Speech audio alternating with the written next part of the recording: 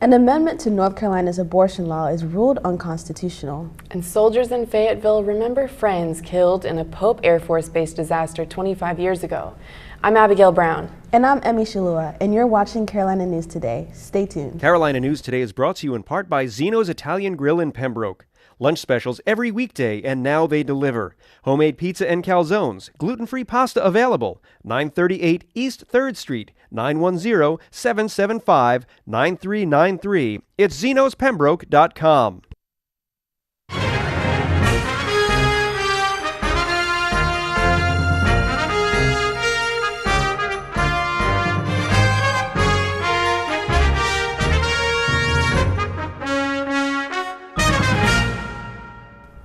A North Carolina law banning women from having abortions after the 20th week of pregnancy is unconstitutional. So says a federal judge in ruling on Monday that goes into effect in 60 days. The partial abortion ban has been on the state's books since 1973. It made exceptions for certain medical concerns, but those were narrowed further when the law was amended in 2015. That move prompted reproductive rights groups to challenge the law in court. Courts across the country continue to strike down similar abortion bills. Students at North Carolina A&T University find themselves in the middle of the legal controversy over gerrymandering. The campus was literally split into two separate congressional districts when Republican leaders redistricted the state. Here's this report courtesy of WXII. Critics of gerrymandering point to this campus as a prime example of politicians going too far. North Carolina Republicans divided the A&T campus in half. Republican Mark Walker represents this half, and Republican Ted Budd represents this half. I believe that we will win. I believe that we will win. I believe that we will win. Winning would mean a landmark victory, overturning 200 years of American politics on its head. These students hope the Supreme Court will find partisan, not racial redistricting unconstitutional. Leaders in this state have valued politics over people for far too long. And now we're fighting back, aggressively and in the name of democracy. It is not by coincidence that the North Carolina legislature would target the largest HBCU in the nation and in North Carolina. Until the recent death of North Carolina Congressman Walter Jones and the state's fraud-tainted, still undecided 9th Congressional District, North Carolina Republicans held a 10-3 advantage over Democrats in the state's congressional delegation. A faculty member at North Carolina A&T says the Aggie campus has become the poster child of gerrymandering. They're being attacked by the very state in which they are attending school. This is the largest public HBCU in the nation, and it's the only one that we are aware of that is split right down the center. Students say gerrymandering has robbed the political might of the Greensboro campus. And it's also harder on campus to, promote political awareness and promote civic engagement when students already feel as if their votes don't count.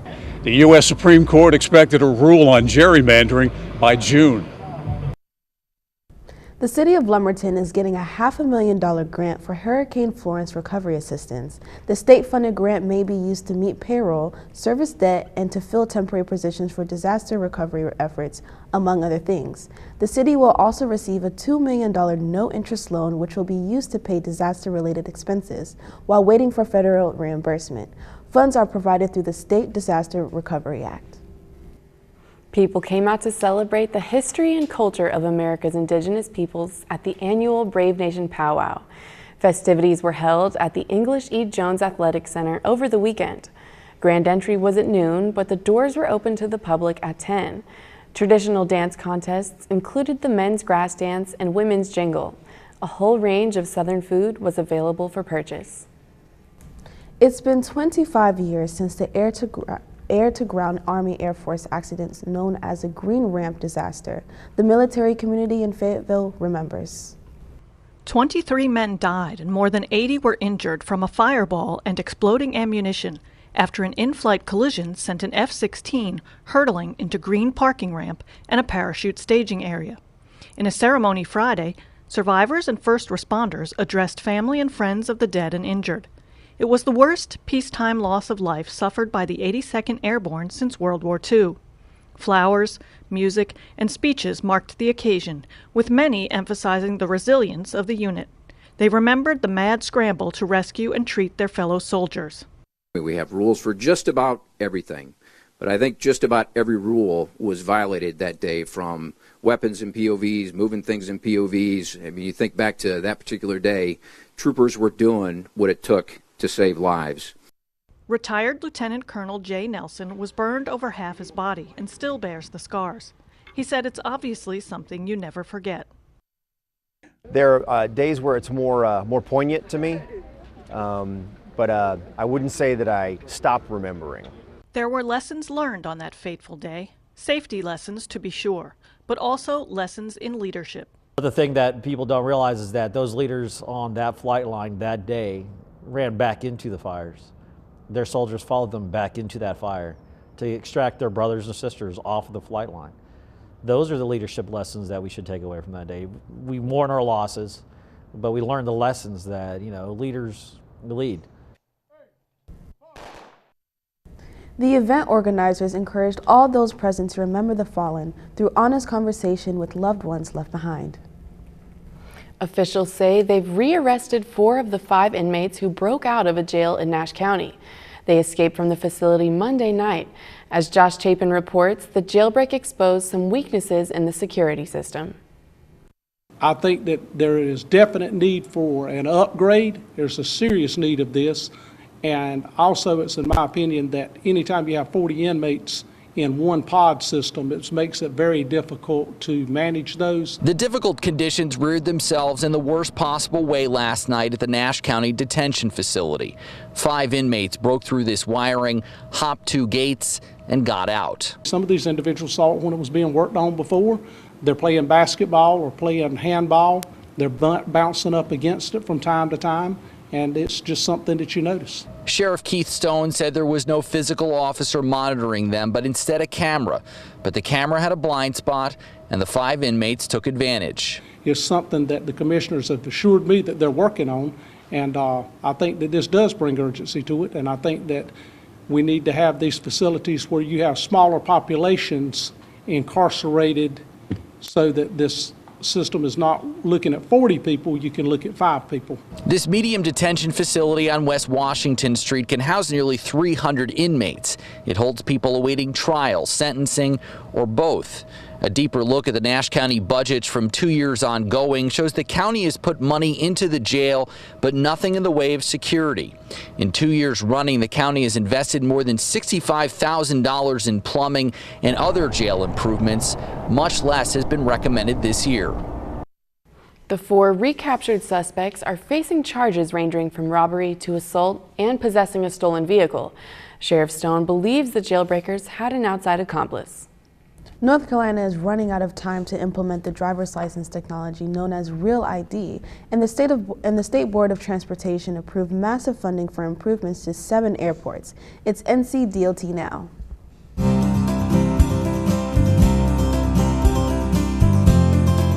Welcome to this week's edition of NCDOT Now. I'm your host, Miracle King. This week, we're helping you get your real ID more easily, and we're taking a look at improvements coming to several airports across our state. Starting next year, federal agencies will enforce tougher security standards at airport check-ins, federal buildings, military installations, and nuclear sites. Real IDs will make it easier for people to pass through these security checkpoints. To help citizens get Real IDs, the NCDMV is hosting several Real ID Express Days on Saturdays from 8 a.m. to 4 p.m. People will be able to convert their current driver license or ID cards to Real IDs or complete an express service. To see when Real ID Day is coming to your area and learn which documents to bring with you, visit ncrealid.gov. North Carolina's airports not only help to connect people, but also contribute $52 billion to the state's economy every year. To help these airports continue to grow, the North Carolina Board of Transportation approved $5.3 million in funding for safety improvements to 7 airports. Some of the upgrades include a new weather station, stronger paved areas, and new hangars that will make the airports safer for pilots and more appealing to new customers. To learn which airports and projects have been approved, visit the Division of Aviation's website. That's all for this week's edition of NCDOT Now. From all of us here at the North Carolina Department of Transportation, safe travels. It's time for everybody's favorite segment, Pet of the Week. There's still a lot of deserving cats and dogs looking for a loving home. Hi, I'm Carrie Peekney for Carolina News Today. This week we're with kennel attendant Megan Sermons at the Robeson County Humane Society as we try to find our Pet of the Week.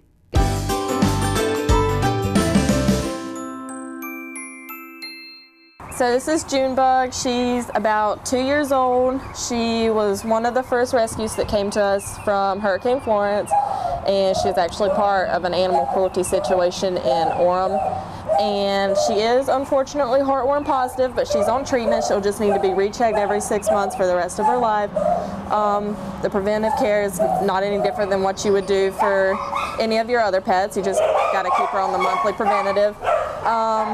She is great with kids, great with cats, great with other dogs, extremely sweet.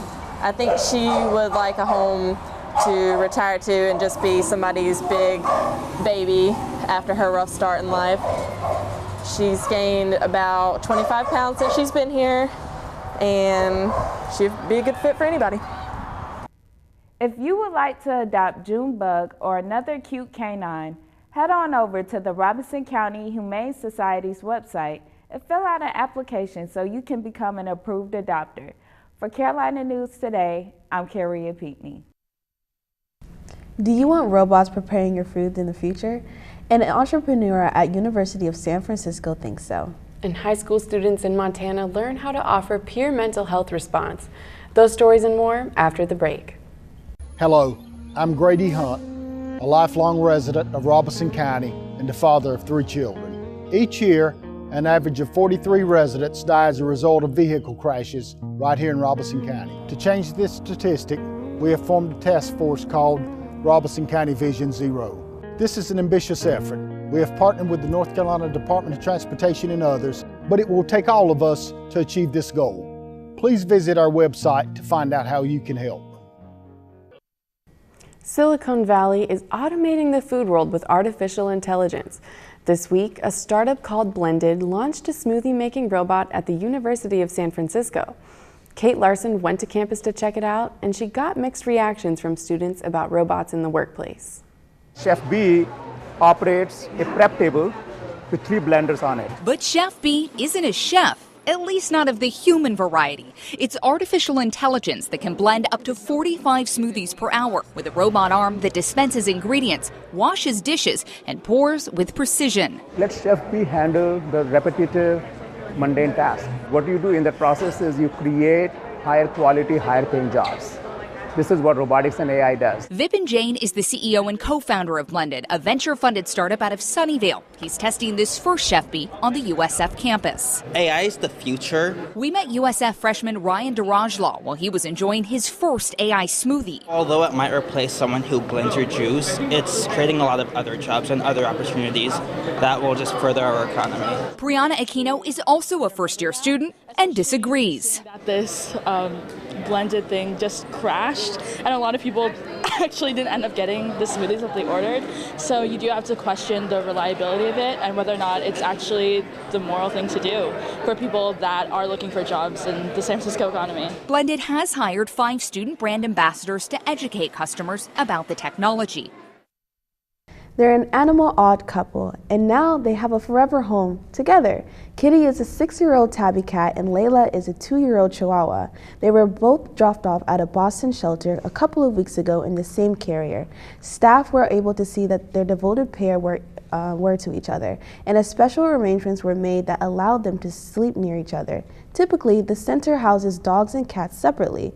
After a local news story, the shelter got dozens of inquiries about the kitty and Layla. And now they have a new home with a Sudbury couple. They love each other. They feel calm and supported when they're near each other. it's just a very special event. Their friendship is really at a whole new level.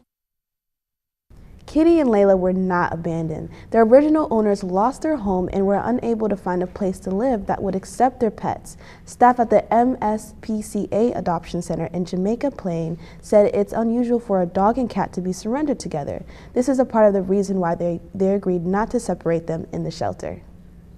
How clean is the produce you're buying? Besides the grounded soil it grew in, what else could be on there? CNN News Source tells us just how dirty some of your favorite fruits and veggies Beware actually kale are. lovers. The leafy green has just joined an exclusive list that no vegetable wants to be on. Kale was named as one of the 12 fruits and vegetables with the most pesticide residues. For the last 15 years, the nonprofit, nonpartisan Environmental Working Group has ranked produce on pesticide contamination levels, specifically after that produce has been washed and peeled. This year's Dirty Dozen are strawberries, spinach, kale, nectarines, apples, grapes, peaches, cherries, pears, tomatoes, celery, and potatoes. In contrast, the produce with the least amount of pesticide residues make up the Clean 15. The top 3 on that list are avocados, sweet corn, and pineapples. Pesticides are any chemicals that are used to kill bugs, other plants, or rodents that harm produce. The rankings are based off of more than 40,000 fruit and vegetable samples tested by the Food and Drug Administration and the U.S. Department of Agriculture. A high school in Montana was selected for a pilot program that teaches teens how to provide mental health first aid to each other. It's a high-profile program with a high-profile backer. It's sponsored by Lady Gaga's Born This Way Foundation. It's just this proactive approach of empowering young people. Jefferson High School is one of 8 schools in the country picked for the program. Mental health first aid was developed in Australia and has now made its way to the Treasure State. You know, trying to let people know we're trying to break down those stigmas, trying to push Montana in a positive direction. It ranks very high in teen suicide. Superintendent Tim Norback says his school is taking a proactive approach to mental health, giving students the proper outlets to help one another. To provide students with tools or mechanisms to not only help their peers, but as they move on to college or work or life, to be able to help others that may have some issues. The goal of today was to get staff members up to speed on the program before letting students take charge. We also have a lot of people that are extremely passionate about this, and they're wanting to make a change, and they're wanting to step up and address this crisis and make a difference and make an impact with our young people. If the pilot program is a success, organizers plan to expand it throughout the country. Have a pilot project start in a smaller school, a more rural school, and then have it expand out is just fantastic to see. Braves golfers are victorious in their home tournament. And the baseball team's looking to bounce back from a series of defeats. Ty the sports guy's out with a broken leg. So we'll be telling you what's new in Braves athletics right after this.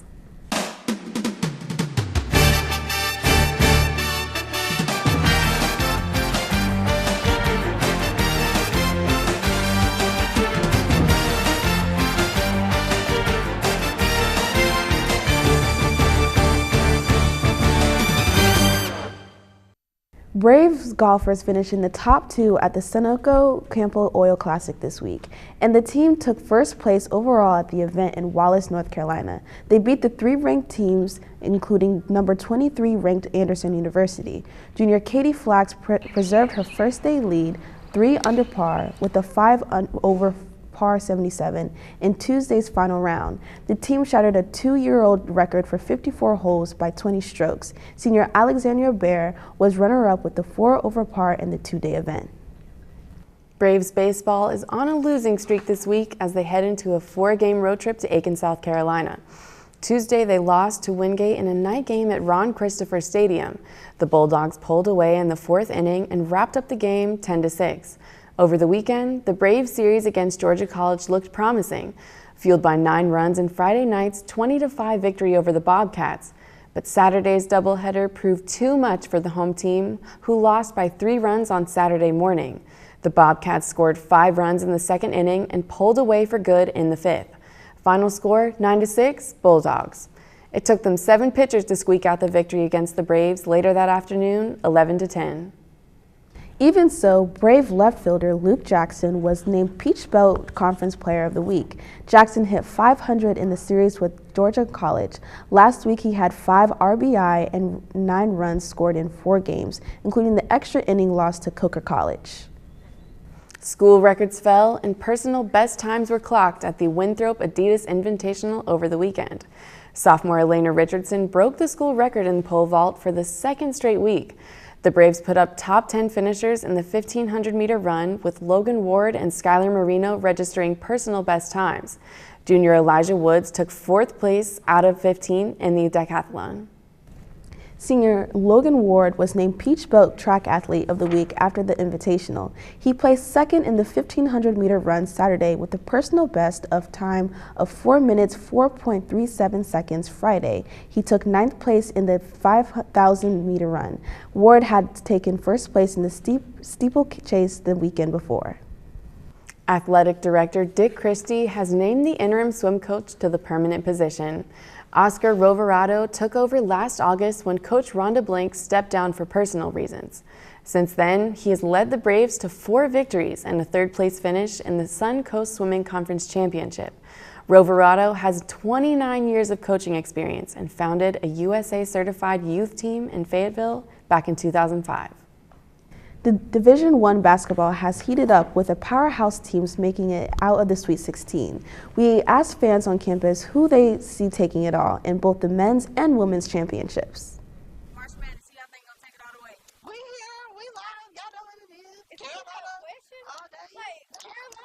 UNC taking it all the way, man. Kobe White, he's a beast. Duke barely making it out of each game, in and out. Survival of the fittest. If you're not fit, you're not winning, man. I don't think they're going to take it all the way. I know they're going to take it all the way. And it is my Carolina Tar Heels. You already know my boy is Carolina. You already know what Tar Heels. I already know what's up, Carolina. Because we the best. So who's going to win? You, right? Duke, all the way. University of Tennessee, men's volunteers are going to take it all the way. Duke and Carolina, and I got Carolina taking it all. I believe that North Carolina is going to win, but I'm a Duke fan. Women's, I like either Stanford or UConn probably. I think so. I need Carolina to go ahead and take it all. What, Houston? Houston, they look good too. Houston being coached by a UNCP alum, Kelvin Sampson. Come on now.